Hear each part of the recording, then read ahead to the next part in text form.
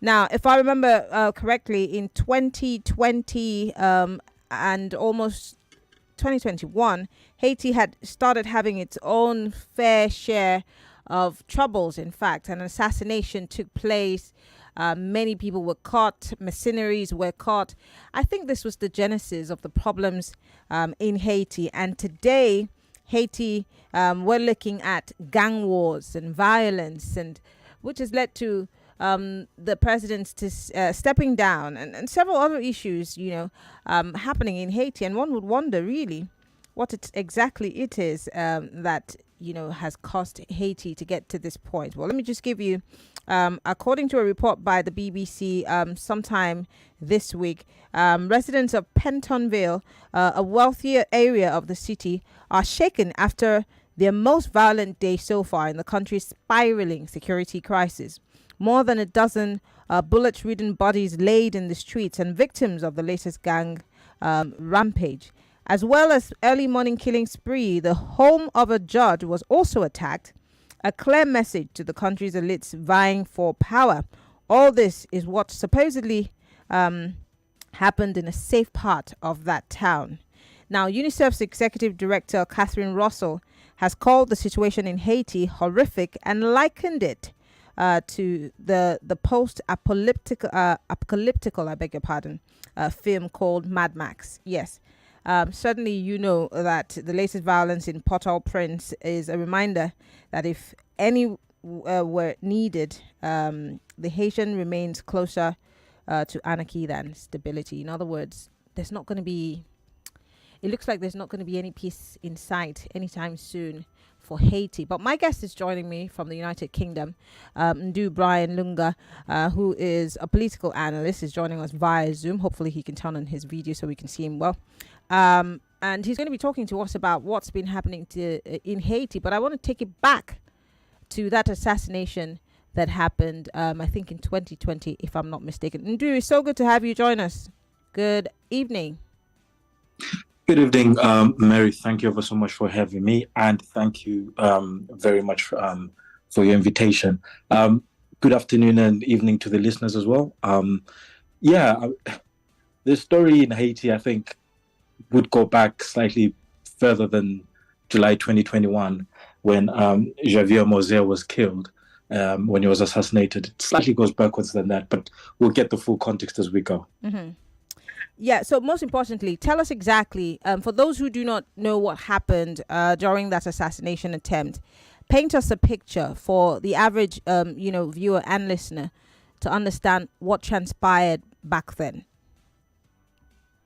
And as I said, Mary, that we have to go slightly back before 2021, yes, 3 years ago, yeah, and that will give us a better understanding of where Haiti is now and the issues that have transpired before then and since then. Let's start from there.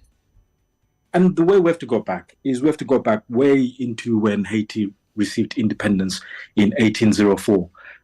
As you may know, and some might not know, that Haiti was the first Black republic in the world. Mm-hmm. And as such, there was a huge revolution. They overthrew the French government, mm-hmm, and established the first Black republic, which in many feats was quite remarkable at that time as well. But establishing the first Black republic came with a lot of problems. The first problem being they were very much ignored by the global community. You've got to consider that around the islands that were around Haiti at that time, mm-hmm, were either Spanish, British, French, or American colonized.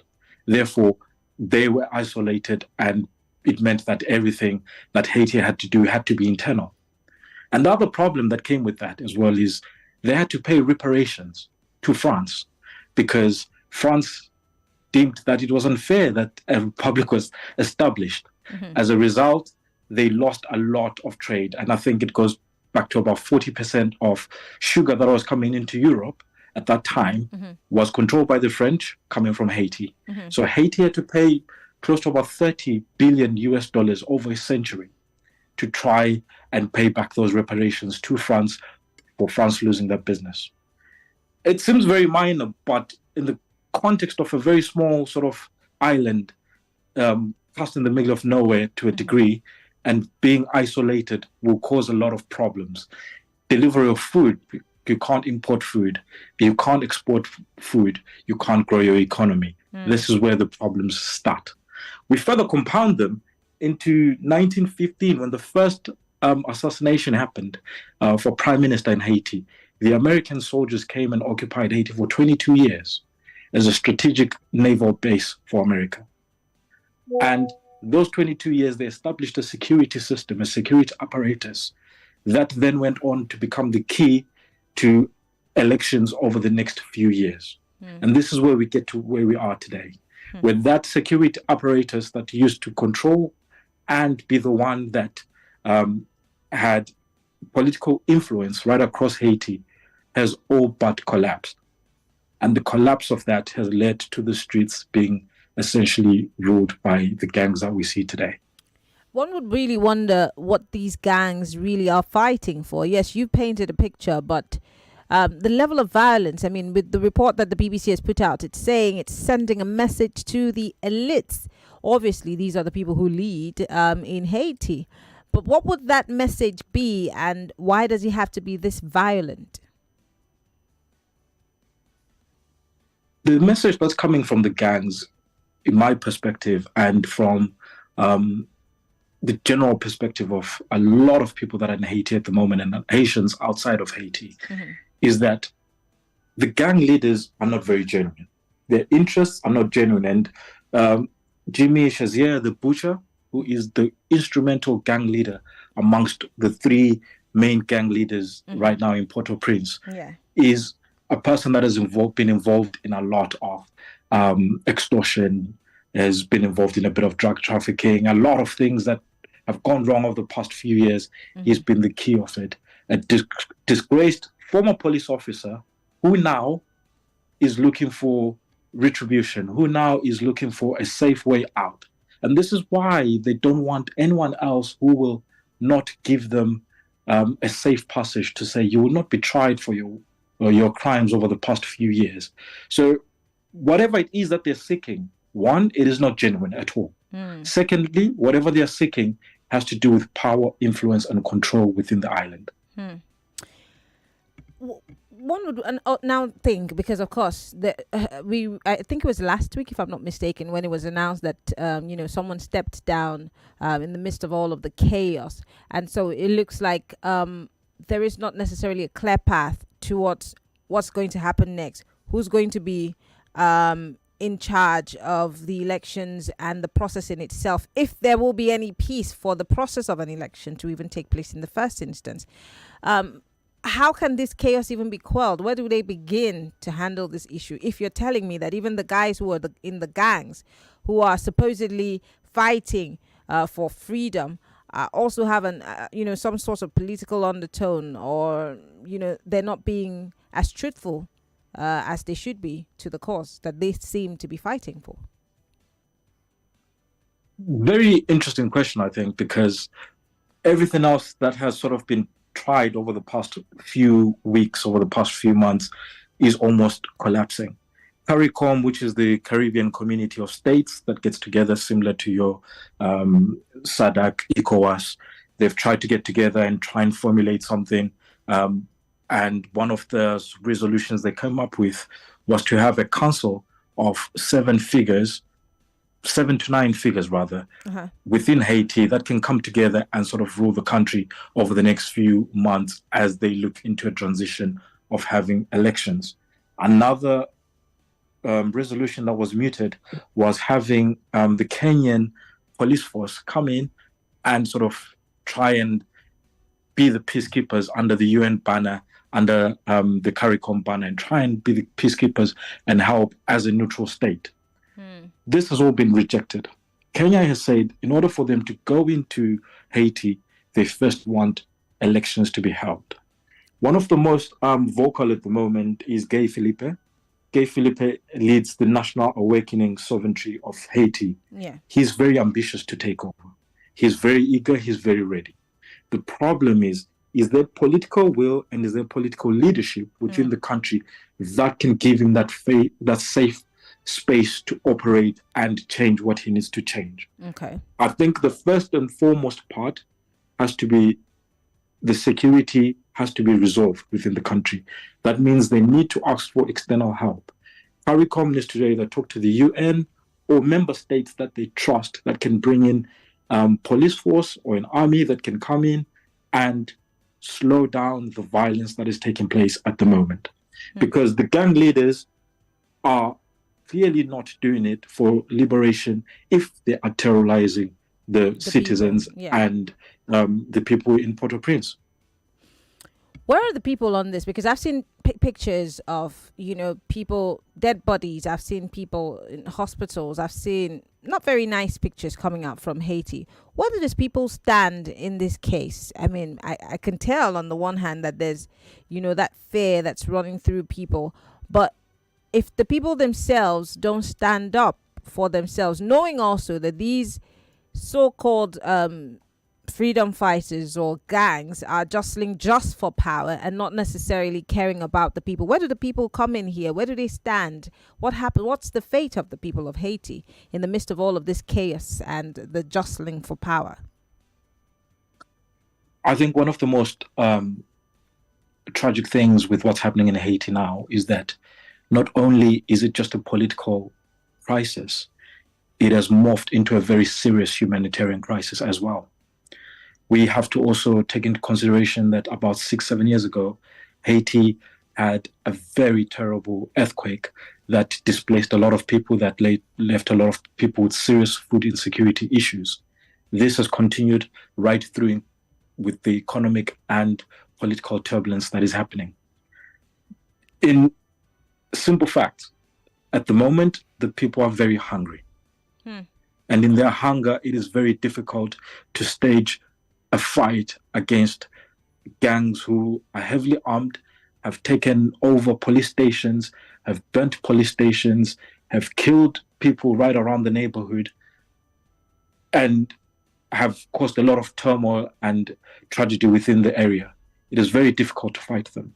The people are very much against the gangs, but they feel very helpless at the moment because they feel there's a lot at stake for them in terms of they're worried about hunger, they're worried about the general everyday.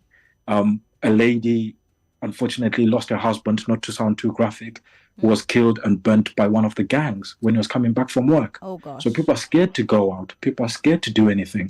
They're very much confined into their own homes now and very much scared to be out and about because whether you are a young person, whether you're elderly, the gangs simply do not have a care.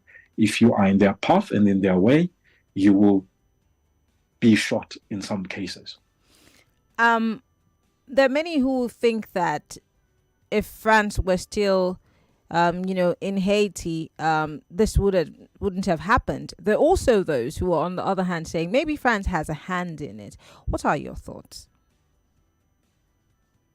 I think that Haiti has been very unfortunate because it has been caught up in opportunistic, detrimental interest that have converged together.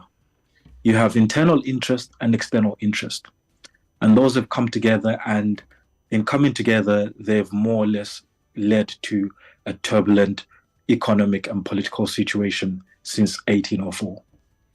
United States has a very strong hand in Haiti because they want them to be their military naval base, which is very strategic in the area. Seeing as it's close to Cuba and all the other sort of areas that are within U.S. interests. Yeah. Internally, Haiti has an issue with a lot of political leaders who seem to have their own interests at heart and are not really caring about what the people want and what the people need.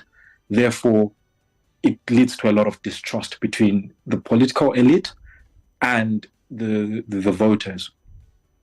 And if you want to further compound it with the external forces, yes, France is still very much interested because Haiti still is a gold mine for your sugarcane and coffee. Haiti is still very strategic in terms of as a port, being closer to the States, being closer to all the other Caribbean islands right around the area, and being closer to the Dominican Republic, there's a lot at stake there. So there is too many external and internal influences that have become very opportunistic and come together against Haiti, unfortunately. Well, very sad. Someone here just sent me a message. I'll just like to read it. The person says, I'm a first timer on your program. It's no surprise about what's happening in Haiti. The West has always been the reason the black communities will never rise. Who's responsible for the assassination, the unrest, and supply of arms to warlords in Haiti? And this is from Storm Raider. Well, he's obviously pointing fingers at the West having a hand in what's happening in Haiti. And just as you said, that Haiti has continuously been unfortunate. But then let's talk about the other countries around Haiti. What are they doing to help the situation? Can they even help the situation, or are they rather just standing aside and just letting Haiti sort itself out? There has been hope that has come from the Caribbean states. Kenya, US has also come to help, but as we say, US has sort of its own interest as well. Mm-hmm. She has her own interest. Some of the unfounded and unverified conversations that we've been hearing is that some of the arms that the gangs have are provided by the US. But these are unfounded, unverified at the moment. But the Caribbean states have really been trying to sort of have conversations.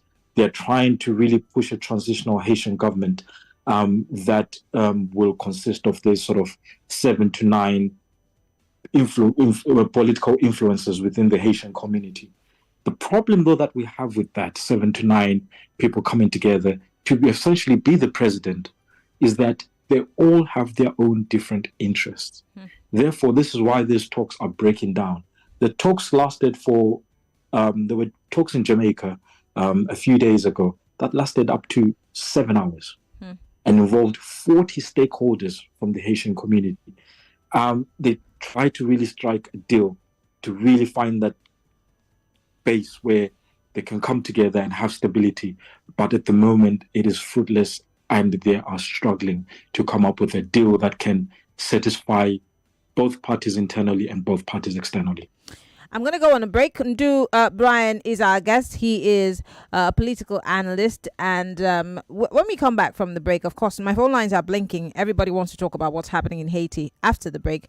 We'll be back to talk about it. The phone lines will be open. If you're listening to us from outside of the country, we're on Skype, Nigeria Info FM. But other than that, send us a message on WhatsApp. We'd like to hear from you. We're still talking about the gang violence in Haiti and the jostle for power, the killings, the violence, all of it. My guest is still on standby. We'll be right back after these messages.